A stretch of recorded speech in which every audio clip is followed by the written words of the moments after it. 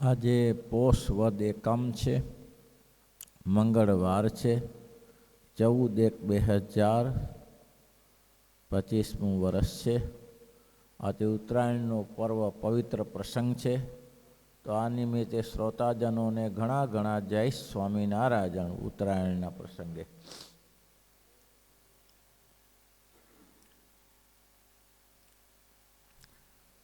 પ્રશ્નને છોડ્યો નથી. ગોપાળાનંદ સ્વામીએ કહ્યું, નરનાળ ઋષિ છે તે નરનાળનો આપણે આશ્રય છે, તેના પ્રતાપે કરીને ધીરે ધીરે નરનારાયણ દેવ ભજન કરીને આપણે પણ એ સરખા નિષ્કામી થઈશું. દેહમાં વીર્ય રહે છે તેને બાળી નાખવાને અર્થે યોગી કેટલાક પ્રકારનું જતન કરે છે. શ્રી કૃષ્ણ ભગવાને સ્ત્રીઓને સંગે રહીને નિષ્કૃત બ્રહ્મચર્ય રાખ્યું. આવું સામર્થ્ય ભગવાન સિવાય બીજામાં હોય નહીં. શુકાનંદ સ્વામી કે શું સામર્થ્યની વાત કરો છો? તમે એમ કહો છો કે વ્રજમાં ભગવાન શ્રી કૃષ્ણએ ગોપીઓને સંગે રહીને નૈષ્ઠિક બ્રહ્મચર્ય વ્રત દ્રઢ રાખ્યું હતું. તો આ તો વાત બરાબર, પણ સુખદેવજી કે દ્વારિકામાં 16,108 રાણીઓ બનાવી, એનું શું કર્યું હતું ત્યાર પછી? અને બધાની વિશે 10 છોકરાને એક છોકરી થઈ. આ સાંખ્ય મત, આનું શું કરવાનું? આ મહારાજે અહીંયા આમ કર્યું તો ત્યાં કેમ ન થયું? મહારાજ કે સામે છોડો એ બાબતને. શ્રીજી મહારાજ દ્વારિકાની વાત બીજી છે અને વ્રજની વાત બીજી છે.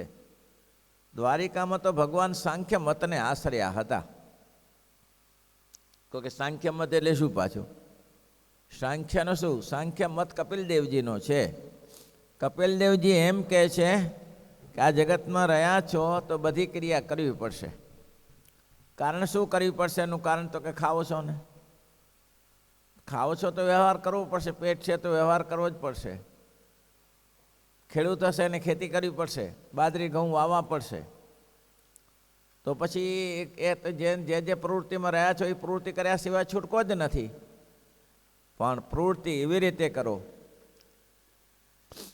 પ્રવૃત્તિમાં એવું હોવું જોઈએ કે અલિપ્ત રહે. શું કર્યું ને શું ના કર્યું પતી ગયું, પૂરું થઈ ગયું. જનક રાજાનો મત છે આ તો મહારાજ કે જનક રાજા રાજ્યમાં રહ્યા હતા, પણ રાજ્ય એને કહે સર્વ વિદેહી કહેવાના. જનક રાજા રાજ્યમાં રહ્યા હતા, રાજ્ય કારભાર નહોતા કરતા? તો કે કરતા હતા. તો પછી વિદેહી કેમ કહેવાના? વિદેહી કહેવાના કેમ? તો કે જનક વિદેહી નહીં, જનકના શાસનમાં લોકો હજારો વિદેહીપણે વર્તતા હતા. વિદેહીપણે વર્તતા હતા. લગભગ 21 વર્ષની ઉંમરે જૂનાગઢ જવાનું થયું ત્યારે સંપ્રદાયના મૂર્ધન્ય સંત કૃષ્ણવલ્ભાચાર્ય એક સરસ દ્રષ્ટાંત આપ્યું હતું. એ ત્યારે પારણમાં બેઠા હતા. અમારી ગાડીમાં જ આવ્યા, પછી ત્યાં પારણમાં બેઠા હતા. એને સરસ કહ્યું કે આમને જનક રાજા સાંખ્યમતને આશ્રયા છે એ જોવા માટે અષ્ટાવક્ર ઋષિએ કાવતરું રચ્યું, પેતરો રચ્યો. કે મોટો પોતે પોતાની જાતને સાંખ્યમતવાળો કહે છે, વિદેહી કહેવાય છે, તો વિદેહીનું પારખું લેવું જરૂરી છે. વિદેહીની પરીક્ષા લેવી જોઈએ. અમથો જગતમાં વિદેહી કહેવાનું કંઈ મિનિંગ નથી. એટલે એને એવું કર્યું, એમનો છોકરો જંગલમાં ગયેલો ફરવા માટે. એને ખબર હતી કે છોકરો બજારમાં ગયો છે, ગમે તે જંગલમાં. પછી સવારનો સમય હશે, આ બધું રચના જ કરી હતી એને. સવારનો સમય હશે, વહેલી સવારે હજી અંધારું ગયું નહોતું. એ સમયે એક માણસને મૂક્યો કે જનક રાજાને કહો કે તમારો છોકરો જંગલમાં ગયો હતો અને કોઈ કારણસર ઘોડા ઉપરથી પડી ગયો અને એનું જ ભાલું એના પેટમાં પેસી ગયું અને છોકરો મૃત્યુ પામ્યો છે. તમારે જે વિધિ થતી હોય તે વિધિ કરી નાખો. હવે આ ડાયરેક્ટ જ જે માણસ આવ્યો એ ડાયરેક્ટ તો તે રાજા સુધી તો પહોંચી ન શકે. એટલે પહેલામાં પહેલાં કોને મળ્યા? સિક્યુરિટીને મળ્યા.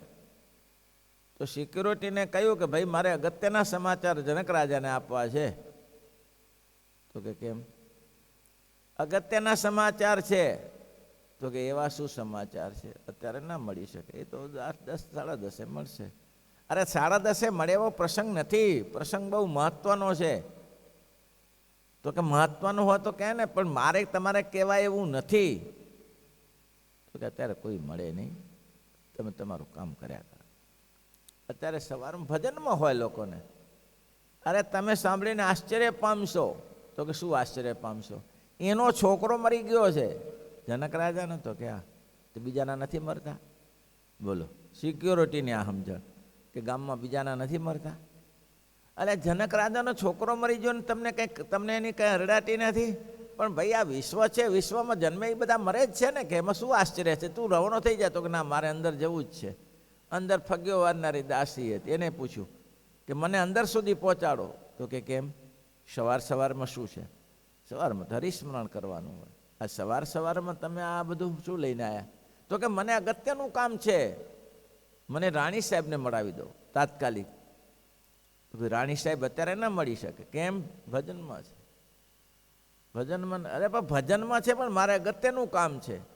તે બોલો, અગત્યનું કામ હોય તો સંદેશો હું તમારાથી ના પહોંચાડાય, તમને ખબર ના પડે. આમાં અગત્યનું કામ એ છે કે એનો છોકરો જંગલમાં ગયેલો અને જંગલમાં એનું ભાલું લાગ્યું, કંઈ ભડક્યું ઘોડું ને એમાં એનું ભાલું લાગે, મરી ગયો. તો આટલી જ વાત કે બીજી કોઈ છે? તો કે ના, આ ઓછી વાત દેખાય, સામાન્ય વાત દેખાય. એટલે ભાઈ આ તો હોય, આખો જગતમાં આ જ ચાલે છે, એમાં નવાઈ નથી. સવાર ના બગાડાય કોઈનો. લ્યો, સવાર ના બગાડાય કોઈનો. આવી સમજણ હતી જનક રાજાના રાજ્યમાં કે ત્યાંથી આગળ વધ્યા તો દાસી મળી. દાસીને કહે રાણી સાહેબને? હા, હું રાણી સાહેબ. બોલો. તો કે રાણી સાહેબને આ તાત્કાલિક મળવું પડશે. તો કે રાણી સાહેબ 10 વાગ્યા પછી મળે. અરે એને અગત્યનું કામ છે. તો કે અગત્યનું કામ શું હોય? તો કે આ બધું થયું છે અને તેમ છોકરો મરી ગયો છે અને ત્યાં પડી છે, લાશ મળી છે, અને રાણી સાહેબને જરા સમાચાર આપી દઉં. દાસી કે હું સમાચાર આપી દઉં, પણ એનાથી રાણી કંઈ ટસના મસ્ત ના થાય. કેમ?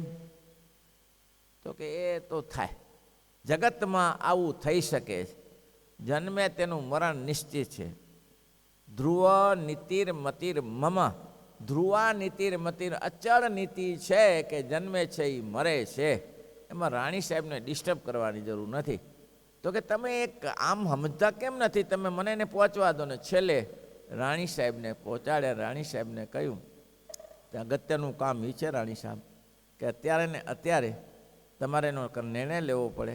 તમારો છોકરો જંગલમાં ગયો હતો અને મરી ગયો છે, ઋષિના આશ્રમ પાસે પડ્યો છે અત્યારે, તો એની તાત્કાલિક કાર્યવાહી કરો. રાણી સાહેબે કહ્યું બાદશાહ, આ સમાચાર મોડેથી લવાય, અત્યારે ભજનના સમય ના લવાય. લ્યો, આનું નામ વિદેય છે. આ કૃષ્ણમલભાચાર્યએ આ વાત કરી હતી કે આવી આખા રાજ્યની સમજણ હતી. સમજણ જથા રાજા તથા પ્રજા. જેવી રાજાની સમજણ હોય તો પ્રજાની સમજણ. તો હલી પડીએ, આપણે હલી જઈએ. આપણે આપણો ભાઈ, કાકો, મામો, માસો, માસી, કોઈ પણ માણસ ટ્રેનમાં જતા હોય અને આપણે ખબર પડે ટ્રેનના ડબ્બા ઊંધા પડ્યા છે અને આ ડબ્બામાં મારો ભાઈ હતો, તો નાસ્તોય ભાવે નહીં, ભજને થાય નહીં. એનું ભજન થાય. કેનું? જે મરી ગયો તેનું. કે મરી ગયો કે જીવતો રહ્યો એ દોડાદોડી થાય. રાણી સાહેબે કહ્યું કે તમને જો જે કહેવું હોય જનક મહારાજાને કહી દો, પણ અત્યારે નહીં હલે. હો, અત્યારે નહીં હલી શકે. કેમ? અત્યારે ભજનનો સમય છે. સવાર કોઈનો બગાડાય નહીં, કોઈનું પ્રભાત ના બગાડાય. બોલો, સમજણને ધન્યવાદ છે ને. મેં પેલા ખેડૂતની વાત કરી હતી એવું. ખેડૂતને ત્યાં શું નામ હતું ભાઈ, ત્યાં જતા હતા સવારનું, વિનોદબા ભાવે. સવારમાં વહેલા જતા હતાનું ખેતરનું, બાજરીનું ખેતર, 2-4 દિવસ પહેલાં વાત કરી હતી ને, એ સવારનો સમય ને ચકલા બધા ખાય ને પેલો માળા ઉપર બેસી રહ્યો. ત્યારે વિનોબા ભાવે કે આ તારું ખેતર છે કે મજૂરી કામ કરે છે? તો મારું જ છે ને. કે તો આ પક્ષીઓ આટલા બધા ચારે બાજુ ડોંડા ઉપર બેસી ગયા છે, તો ઉડાડતો નથી? કોઈ સવાર બગાડે? પક્ષીઓનો સવાર બગાડે? એ બાપડા ભૂખ્યા ના થયા હોય? એને કાંઈક તો ખાવાનું જોઈએ ને. એ શું ખાય? થોડું ખાવા લે પછી ઉડાડીશું, થોડું ખાઈ લે પછી ઉડાડીએ. આ સમજણ જોઈને વિનોબા ભાવી કે ભલે ગામડાનો ખેડૂત હોય, ગામડાનો ખેડૂત હોય, ખેતી કરતો હોય, ખેતી કરીને પેટ ભરતો હોય, આવી સમજણ રાજા મહારાજાને નથી આવતી, જોગી જતીને નથી આવતી. આવી સમજણ કે કોઈનું સવાર ન બગાડાય, સવારમાં ભજન કરી લેવાય, સવારમાં પ્રાતકાલે ઉઠીને ભગવાનનું સ્મરણ કરાય. રાજા મહારાજાને ત્યાં પહોંચી ગયા. ભાઈ રાજાને કહ્યું કે પોંક મૂકીને રડ્યો કે કેમ રડે છે, શું થયું? તો કે કહેવાય એવું નથી. તો કીધા કે શું કરીશ? તો કે કહેવાય એવું નથી. તો કે કેને પણ કે ટાઈમ વધારે સમય લીધા સિવાય. તો કે ભાઈ તમારો છોકરો ત્યાં મરી ગયો છે એટલે હું સમાચાર આપવા આવ્યો છું. એટલે રાજા જનક રાજાએ કીધું છોકરો મરી ગયો છે તો કોઈ સાધુના આશ્રમમાં મરી ગયો? તો હા. તો તે સાધુને ત્યાં નહોતા આજુબાજુ? તો કે છે ને. તો એને કોને વિધિ કરી નાખે ત્યાં? લે કોઈ છે? બસ ભજનમાં લાગી ગયા. આનું નામ વિદેહી કહેવાય. જનક મહારાજાને સુલભા નામની સ્ત્રી એના રાજ્યમાં આવી અને નાતગાન કરવા લાગી. વૈરાગીની સંન્યાસીની હતી. અને એને કોઈકે કીધું હશે કે તમે આને મોહ પમાડો, આને મોહ પમાડો કોઈ પણ રીતે કરીને, એ વિદેહીપણું તોડો એનું. સુલભા નામની વૈરાગ્યાણી આવીને નૃત્ય કરવા લાગી, આમ કરવા તેમ લાગી.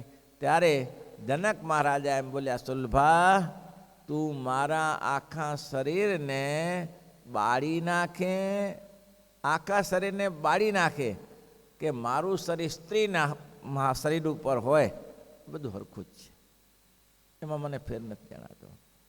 મારું શરીરને કોઈ ચંદન ચર્ચે અથવા તો કોઈ સગડીમાં બાળી નાખે, મને બધો સંભાવ વર્તે છે, તું કંઈ એમાં અસર ન કરી શકે.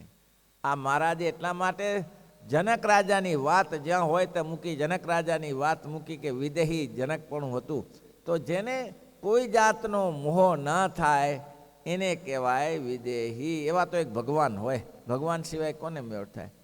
આ ગાડા ધૂજતા હોય, ધરા ધૂજતી હોય, ભગવાન શાંતિથી બેઠા હોય, કાંઈ થાય? પેલું દર્શન નથી ખબર ને મતારો ને બધા ભેગા થયા, ભડલીનો ભાણ ખાચર ને બધા ભેગા થયા અને જેઠો ગોવાળ્યો ને મેરો ગોવાળ્યો, અને ગમે તેમ કરીને દાદા ખાચરનું આ માંડવધાર ચૂથી નાખી, મારી પતાવી દઈએ અત્યારે, અને જુદને મેતડે થયા. અને જીવા ખાચરે કીધું બાપુ આ ગમે તેમ કરીને ગામ છોડી દેવાય. હવે એનો આધાર જ મૂરો ગામ હતું જીવા ખાચરનો, દાદા ખાચરનો. માંડવધારથી જ બધી સારામાં સારું ગામ પાકનું. હવે એને છોડી દે તો ઘર સંસાર તે જ ચાલે. આખા ચિંતા કરે પણ મહારાજ બેઠા અને શાંતિથી નીકળ્યા અને જઈને રાત્રે પતાવીને પાછા ઘસ ઊંઘી ગયા. પાછા જેમ ઉઠે તેમ ઉઠ્યા. એ તો ભગવાન કરી શકે. અને બોલ્યા શું? થૂકના પોથા જેવું દુઃખ આવ્યું, થૂકના પોથા જેવું દુઃખ આવ્યું, તેમાં તો કેટલા હલી ગયા. લ્યો, થૂકનો પોથો કહેવાય. આખું માંડવધાર જાય, હજારો વીઘા ખેતી જાય, અને છતાં શું બોલ્યા? થૂકના પોથા જેવું દુઃખ આવ્યું, એમાં બધા હલી ગયા. લ્યો, આ સાંખ્યમત કહેવાય. શ્રીજી મહારાજ જ કરી શકે. કૃષ્ણ ભગવાન કે રામચંદ્ર નરનાળદેવ કરી શકે. શ્રીજી મહારાજ દ્વારિકાની વાત બીજી છે ને વ્રજની વાત બીજી. દ્વારિકામાં તો ભગવાન સાંખ્યમતને આશ્રયા હતા. અને સાંખ્યવાળો હોય તે દેહ ઇન્દ્રિયો અને મન સર્વેથી પોતાનું સ્વરૂપ ભિન્ન સમજે અને સર્વે ક્રિયા કરતો થકો પોતાને અકર્તા સમજે. એ સુખડી સવારે આવ્યું, મેં કાલે વાત કરી તેને માટલી આવી અને મહારાજ કે ગોવર્ધનભાઈ આવ્યા છો તો સુખડી અમને જમાડી દો. અને 5 કિલો માટલી ખાઈ જાય અને છતાંય કે જમવું તમારે જમવું નહીં મહારાજ, મેં તો હજી નાયો નથી, નાઈને પૂજા પાઠ કરીને કરીશ. તો હવે એવા પુરુષને પૂજા પાઠ કરવાની તો જરૂર છે, નાવા ધોવાની ક્યાં જરૂર છે, છતાં પણ કરે છે. જેને આ જગતની ખબર જ નથી સુખડી છે પેલો સંતદાસજી. હવે સંતદાસજી મીઠાની થાળી આપે તો મીઠું ખાઈ ગયા કરિયાણામાં, અને સાકરની થાળી આપે તો સાકર ખાઈ જાય, પેંડા આવ્યા હતા પેંડા આવી ખાઈ જાય. હવે આને ખાવાનું અનુસંધાન, જેવું મીઠું તેવી સાકર. સત્ય મહારાજે કીધું સામે તમારા સત્સંગમાં રહેવું.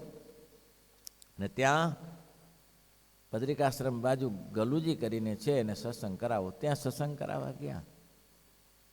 હવે આને અનુસંધાન નથી, દેહની ક્રિયાનું અનુસંધાન નથી, છતાંય તે ગલુજીને સત્સંગ કરાવવા માટે ગયા.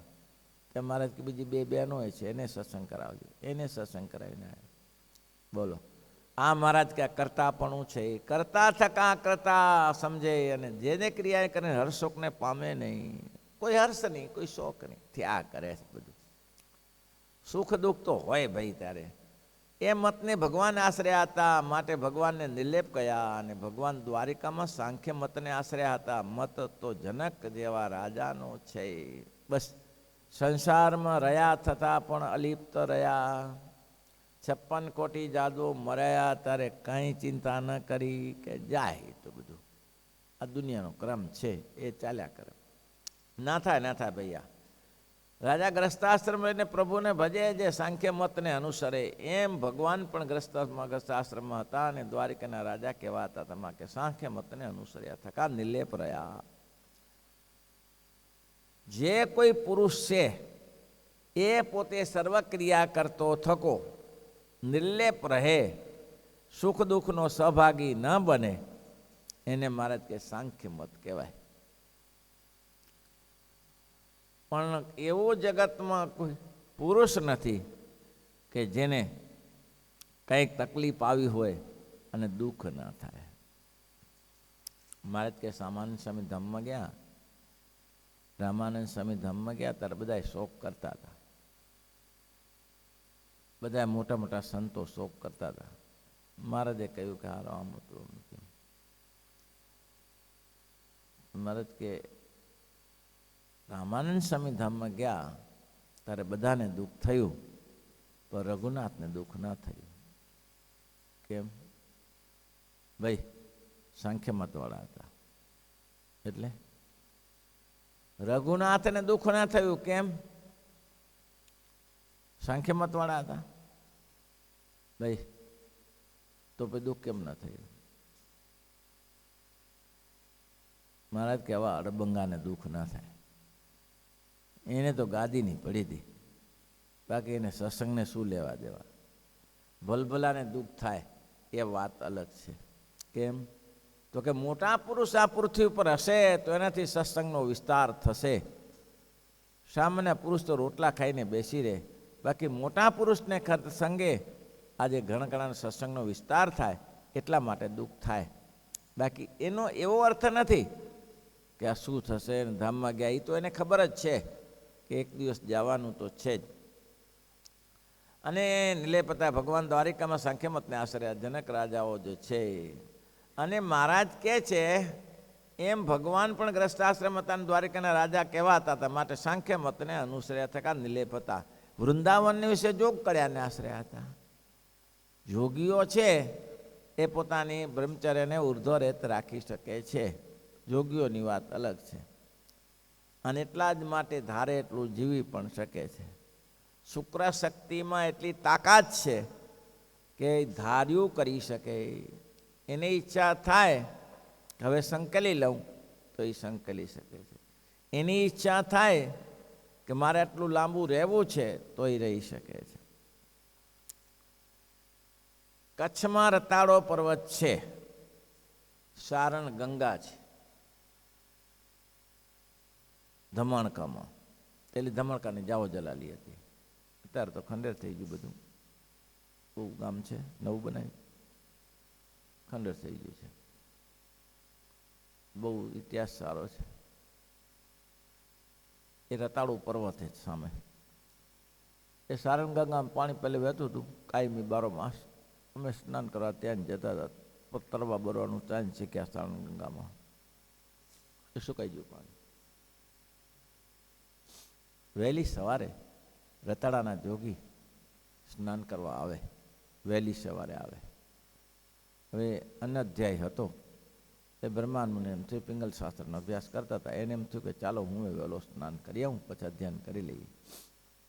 તો રતાળાના જોગીને જોયા એટલે રતાળાના જોગી પોતાના શરીરના આંતડાઓ કાઢી કાઢીને ધોતા હતા. એ ભૂત જેવી ક્રિયા કહેવાય. પણ બ્રહ્માનંદ સ્વામીને સંશય ન થયો, કેમ? એને ખબર હતી કે જોગીઓનો મત છે એટલે એને દંડવટ કર્યા કોઈ સમર્થ છે. એટલે જોગીએ પોતાના અંગ સંકલીને એને બ્રહ્માનંદ સ્વામીને ભેટ્યા ને કહ્યું કે જોગીરાજ ક્યાં રહેવું? તો કે સામે રતાળામાં. કે તમને મારી ક્રિયાથી કંઈ કોઈ અસર નથી? તો કે કેમ? હું આ બી ભૂત જેવી ક્રિયા કરું છું, તમને કોઈને અસર નથી? તો કે જોગીઓ તો ગમે તે કરી શકે, એની અસર છે ને. ધન્યવાદ ધન્યવાદ. પોતે પોતાનો ઇતિહાસ કીધો કે હું સામે રતાળામાં પર્વતમાં રહું છું. હવે મારો સમય નજીક છે, મારે ભગવત ધામમાં જવું છે. કેમ તમારો સમય નજીક છે, નિશ્ચિત કરેલો છે? તો કે હા, મને 300 વર્ષ થયા છે, હું અહીંયા 300 વર્ષથી જીવું છું. તો કે એ શાના માટે જીવો છો? 300 વર્ષ જીવીને જીવાય કેવી રીતે પહેલે? તો કે તો જેમ સાપ કાતડી ઉતારી નાખે એમ હું મારા શરીરનું ઉતારી નાખું છું, પછી જુવાન થઈ જાઉં 16-17 વર્ષનો, પાછો જીવ્યા કરું. આવી રીતે મેં 300 વર્ષ પસાર કર્યા છે. તો હવે જવાની કેમ તૈયારી કરતો? કે હવે જે કાર્ય માટે રાહ જોતો તો એ સમય પૂરો થઈ ગયો છે. શું કાર્ય? તો કે જુઓ, દિવસ મને યાદ નથી, આ દિવસે વર્ણિરાજ અહીંયા આવશે અને હું પણ સવારે આવ્યો હોઈશ. અહીંયા 10 વાગ્યાનો સમય હશે. આ 3 ખીજડે આપણે ભેગા થશું, તમે પણ આવજો. અને 3 જણા ભેગા થઈ એમાં જે હશે એ ભગવાન હશે. એ ખીજડાના મેં દર્શન કરેલા છે, અત્યારે નથી. એ ખીજડો હમણાં સુધી હતો, 3 પાંખડિયા. એક પાંખડું જરા ટૂંકું થઈ ગયું હતું, 2 પાંખડિયા હતા, 3 પાંખડિયા 3 હતા ખીજડાના. એના દર્શન કરેલા અને દિવસ બતાવ્યો, આ દિવસે અહીંયા આવશે, આપણે ભેગા મળીશું. ત્યારે એ પ્રભુના દર્શન કરીને પછી હું ભગવાનના ધામમાં જઈશ. બહુ સરસ. બ્રહ્માનંદ સ્વામીને આનંદ થઈ ગયો કે આ બને પ્રભુને મળાશે, ભગવાનના દર્શન થશે, આનંદ થશે. એ જ સમયે જોગાનું જોગે 3 ભેગા થયા. ત્યારે રતડાના જોગી કહ્યું કે આ બેઠા એ, તો કે આ ભગવાન, આ ભગવાન. પછી તો બ્રહ્માનંદ સ્વામી લાગી પડ્યા સેવા કરવા બધી રીતે. તો ભગવાનને તો કંઈ સેવા જોતી નથી. એ જ સમયે રતાડાના જોગીએ કહ્યું કે મારો સમય પ્રભુ પૂરો થાય છે, હું આપના દર્શનની રાહ જોવા માટે બેસી રહ્યો હતો. એટલે ભગવાને એને જોગ સાધના કરાવીને ભગવત ધામમાં મૂક્યા અને બ્રહ્માનંદને આ 2 ભેગા થઈને અગ્નિ સંસ્કાર કર્યો ત્યાં. એ વાત મને વિતરણમાં પાછળથી લખી છે. અગ્નિ સંસ્કાર કર્યા પછી બ્રહ્માનંદ સ્વામી કહ્યું હવે મારે ભણવું નથી, હું તમારી સાથે ચાલુ છું. ત્યારે એને કીધું કે અત્યારે નહીં, એ સમય લાગશે, મળી જશું, અત્યારે જવા દો, વન વિચરણમાં છું. બસ નીકળી ગયા. એટલે આ રીતે જોગીઓ પોતાની યોગ સાધનાએ કરીને ગમે એટલો શરીર સમય પસાર કરી શકે છે. ચાંગનાથજી નહીં 1100 વર્ષ જીવ્યા, ચાંગદેવ જીવ્યા ને પોતાની યોગ ધારણાએ કરીને. તેમ આવા જોગી સ્વતંત્ર હોય છે. એટલે કહે છે કે દ્વારિકાના રાજા કહેવાતા હતા, બરાબર, નિલેપ હતા, વૃંદાવન વિશે જોગ કળાને આશરે હતા. તે સ્ત્રીઓને સંગે રહીને પણ નૈષ્ઠિક બ્રહ્મચર્ય રાખ્યું. એ ઠેકાણે પોતાની વિશે નરનાળ ઋષિનો ભાવ દેખાડ્યો. ભગવાન તો સદાને માટે જેમ નરનારાયણ દેવ ભગવાન છે તે નિષ્કામ છે, નિર્વિકાર છે. તમે આટલું બધું વાંચો, મનન કરો, નિધિધ્યાસ કરો, સ્વામિનારાયણ ભગવાનનો ઇતિહાસ જુઓ, ગમ્મતમાં દેખાય તમને? ગમ્મતમાં ક્યાંય નહીં દેખાય કે સ્ત્રીઓનો પ્રસંગ થયો કે આ થયું. સ્ત્રીઓની સભામાં ઘણી વાર ગયા, પણ વાત કેવી? તેરી સાંભળી સુરત છટાદાર મનહર પ્રાણ હરે. અરે નિષ્કુળાનંદ સ્વામી કે સ્વામિનારાયણને કોઈ ભેટે ને તો નિર્વિકાર કરી નાખે, નિષ્કામ કરી નાખે. આવી તો મહારાજની શક્તિ હતી. આ સાંભળી સુરતનું પદ છે, બહુ મહત્વનું છે. 350 સ્ત્રીઓ એમાં કામિકોથી બધી હતી, પણ મહારાજે એને જમાડી જાતે પીસ્યું અને પછી મહારાજે કીધું કે 350 આ હમણાં ક્યાં, આ અમદાવાદનો દરવાજો એ જ છે હજી, અને એ લીમડાનું વૃક્ષ સામે મૂકેલું પડ્યું છે, એને છે એ ઓટો એ છે ને તણાવીને છે ત્યાં મહારાજ બેઠા હતા.